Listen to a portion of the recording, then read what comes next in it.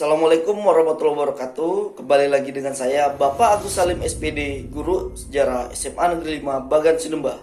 Ya, kali ini kita akan membahas lanjutan mengenai makna kemerdekaan bagi bangsa Indonesia, yaitu materi Sejarah Indonesia kelas 11. Untuk video kali ini kita akan membahas makna kemerdekaan terhadap kehidupan ekonomi bangsa Indonesia. Kehidupan ekonomi bangsa Indonesia pada saat sebelum dan sesudah kemerdekaan jelas sangat jauh berbeda. Seperti halnya bangsa yang merdeka tentunya memiliki kesempatan besar untuk lebih makmur dan lebih mapan dalam perekonomian. Namun sebelum mengalami kemapanan secara ekonomi, pada awal-awal setelah kemerdekaan, bangsa Indonesia juga mengalami kekacauan ekonomi terlebih dahulu.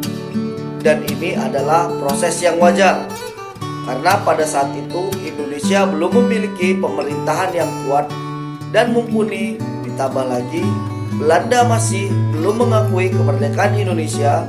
Dan ini terbukti dengan terjadinya agresi militer Belanda 1 dan 2 pada tahun 1947 sampai 1948. Pada periode tahun 1945 sampai dengan 1950, Indonesia mengalami inflasi yang sangat tinggi yang disebabkan karena adanya blokade dari Belanda, kosongnya kas negara, dan juga sebagai imbas dari warisan sistem ekonomi dari Jepang yang masih melekat pada bangsa Indonesia.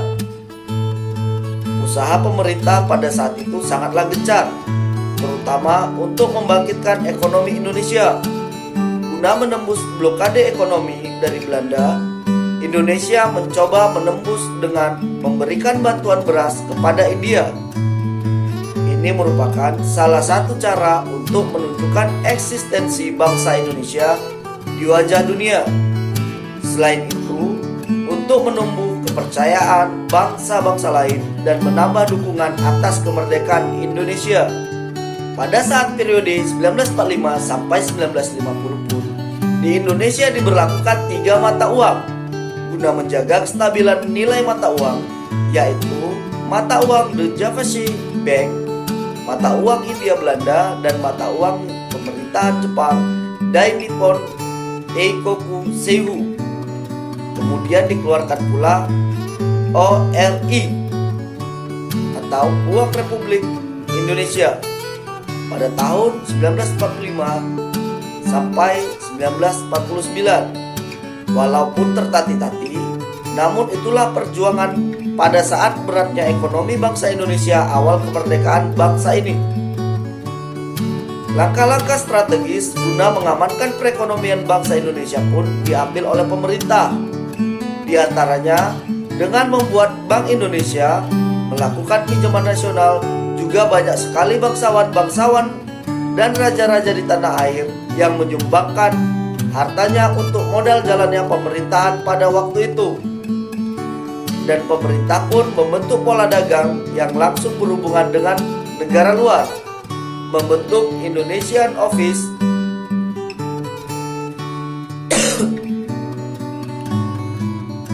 dan menyusun konsep ketahanan ekonomi Indonesia yang akhirnya lambat laun efek positif atas usaha pemerintah ini bisa dirasakan. Demikianlah video mengenai makna kemerdekaan Indonesia di bidang ekonomi bagi bangsa Indonesia. Semoga bermanfaat. Saya akhiri. Wabillahi taufiq wal hidayah. Assalamualaikum warahmatullahi wabarakatuh. Salam jas merah.